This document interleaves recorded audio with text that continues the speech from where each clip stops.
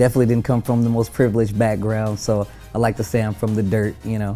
We had like Super Nintendos and stuff like that, but our house kept getting broken into. So like, we had a Super Nintendo once, somebody broke in our house and stole it. Had a Sega Genesis, broke in our house, stole it. I got a little older, high school, PlayStation, book full of discs, broke in, stole it. So if that's any, you know, indication, that's where I come from.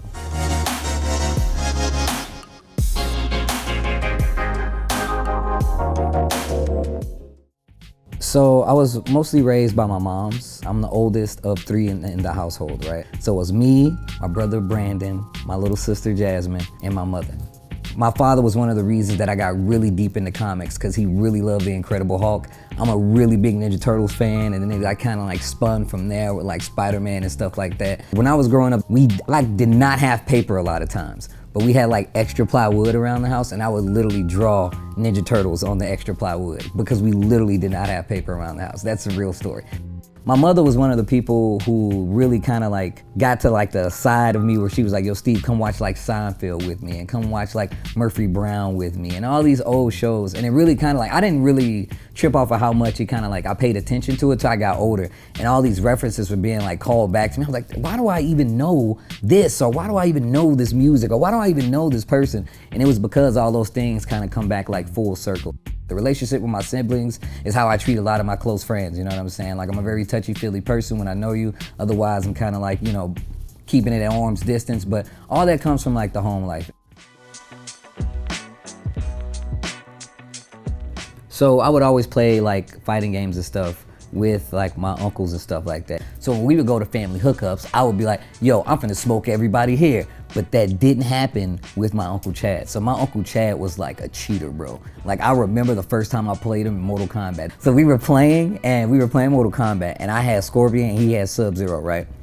And like, it was like he beats me, and then he did the old trick. If you old school, you actually know this. Where in Mortal Kombat 1, you throw with Sub-Zero and then you input the fatality instantly. And I was like, what the? I was like, what? I was like, whoa, what is that? And I was like, how did you do that? He was like, I don't know. And when he said that, it unlocked. I was like, well, he does it. That's bullshit. He just did it. He has to know. That was the first time that I was like, I actually want to be able to do these things.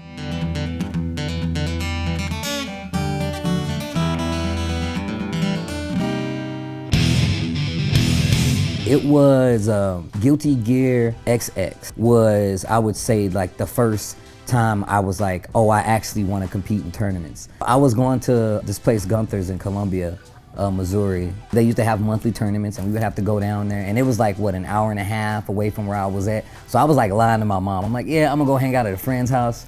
I'll be back on the weekend. I was definitely not even in the city. I was gone. Please don't lie to your parents, kids. I thought I was nice. Like, I think it's the funniest thing ever. I feel like everybody's story starts like this. Like, bro, I'm nice.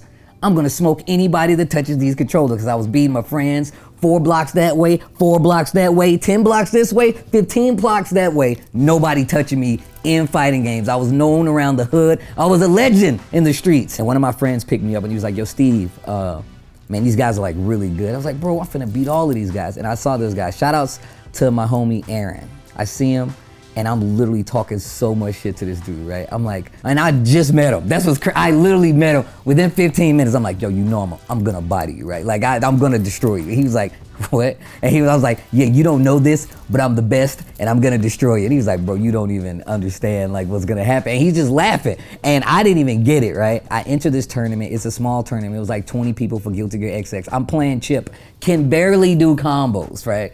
People laughed at me off the setup. Like, in the tournament, they literally laughed at me. And I was so mad. I was so mad, I went outside. I think this is the last time I got like super like upset. Cause I was like, bro, they were laughing at me, right? So what happened was, I trained my ass off. I'm playing Guilty Gear day in and day out. I'm looking at CPU versus CPU matches. I'm playing with my homie Rob. I'm playing with my homie Greg. But I go back to that tournament, and wouldn't you believe it, I got second place. I got second place, and they was like, hold up, wait a minute. And they was like, bro, what happened? I was like, y'all laughed at me. Y'all laughed at me, and it literally motivated me to get that much better. And after that, I was kind of hooked. It was no turning back after that.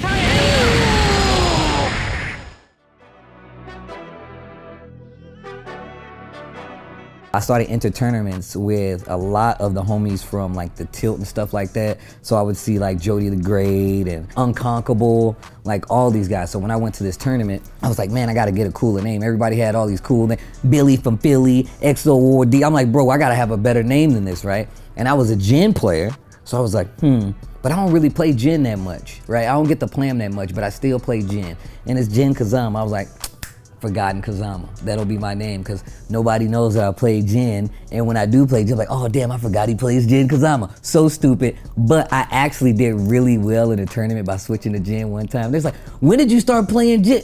Forgotten Kazama. I was like, there you go. It's only one time, right? It was only one time where it really helped me out. So then after that, right, I got like a little more adventurous, you know, we started like playing more games. I'm like, damn, you know, it's a sick RPG series. Yo, Digital Devil Saga, bro. Like those, like that whole atmosphere. Like I'm all about like the emo, the devils, the demons. Like I love that kind of stuff. And I was like, damn, I am playing a lot of video games and devils, digital, man, I am kind of like a digital devil. Like Digital Devil Forgotten, cause I'm a Digital Devil 4GK, boom, that's what we're going with. And that was my Twitter name for literally years, right? And obviously I'm not thinking about like the influencer side of this. Nobody even knows what an influencer is at this time, right?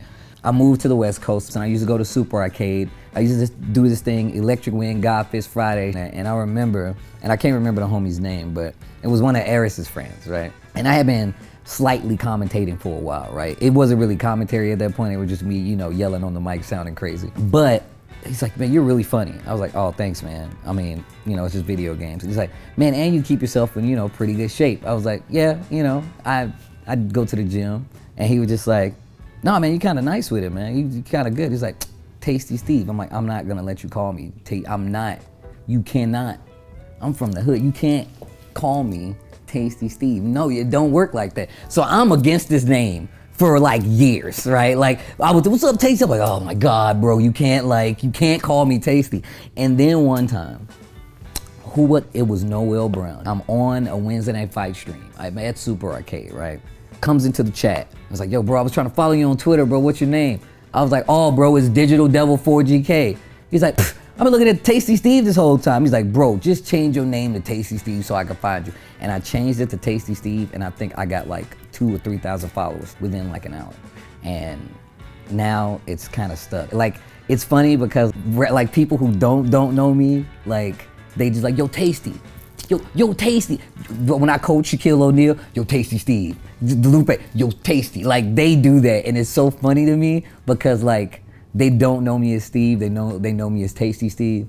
And obviously now times have changed, and I mean that in the sense that like I'm actually I'm a lot cooler with the name. It could be a worse name, you know what I'm saying? And what it represents is a lot cooler anyway. It covers all bases. I look cool. I'm good at games, you know what I'm saying? Tasty Steve. No, Perry again! I'm telling you right now, you should be here. These games are so good. Damn, Tekken always delivers. Never lets me down. Has never let me down. I've traveled around the world for this shit. I mean, his stuff. And it has never let me down. Never. Oh man, so the significance of my beads and when did I start wearing them? I can't say off the top of my head because it's been so long, but I will say the first bead that I ever have is still on my wrist. The first one that I ever got is still on my wrist right now. It's right here. It's literally right here. I've had this thing probably for longer than some people have been alive. This one right here. I actually met this guy at a friend's wedding. We were both best men, and he was a mutual friend. And he was like, yo, Steve, man, this is like your energy right here. He's like, this looks like something like you would do. I'm like, what do you mean? He's like, it just looks cool. Like, it's a good color. Like, it just seems cool. And I was like, yeah, it reminds me like of some rosary, kind of like counting your blessings kind of thing, right? And it's really evolved now because like each one of these all have like their own story, like literally every one of them. And some of them are like intertwined with other stories, right? Some of these are connected to the other ones in the craziest way possible. I consider myself a practicing Buddhist, right?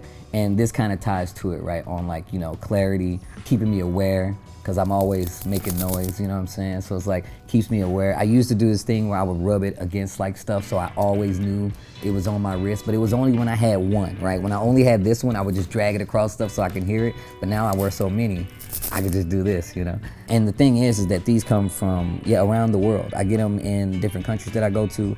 I get them from different people. I get them from different places.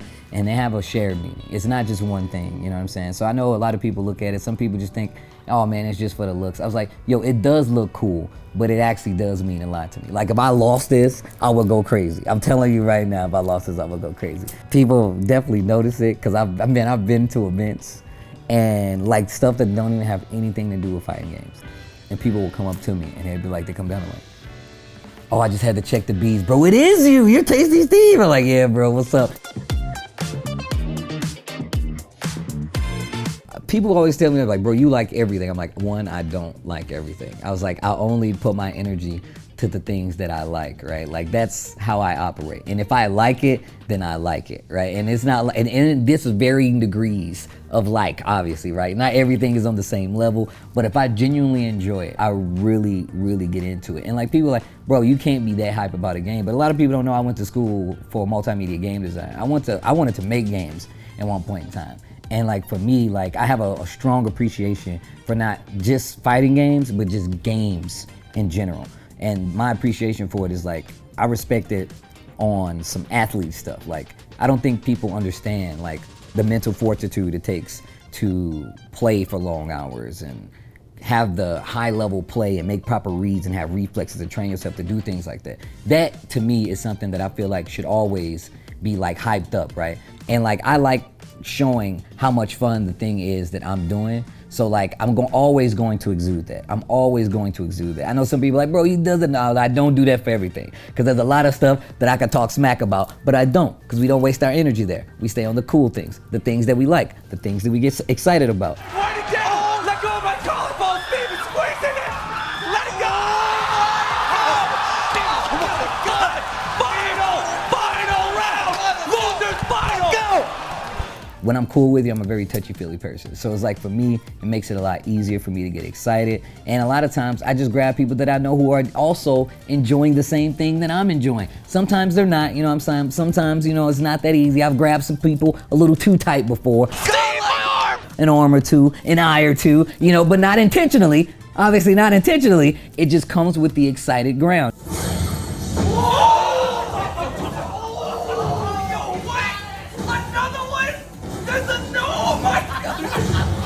Like if you see me go to a Marvel movie, you know that I get excited about that. If you see me play God of War or, you know, any game, Metal Gear Solid Revengeance, if you see me play anything that like puts you there and gives you that kind of excitement, I love stuff like that.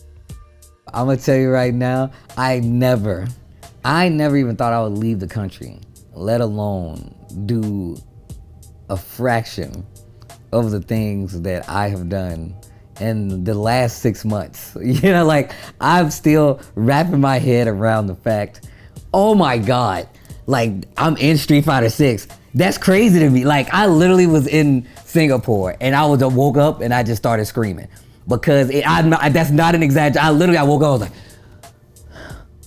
oh my God, I'm in Street. Like it was it was literally like that. And like it hits me sometimes that like video games has taken me literally around the world.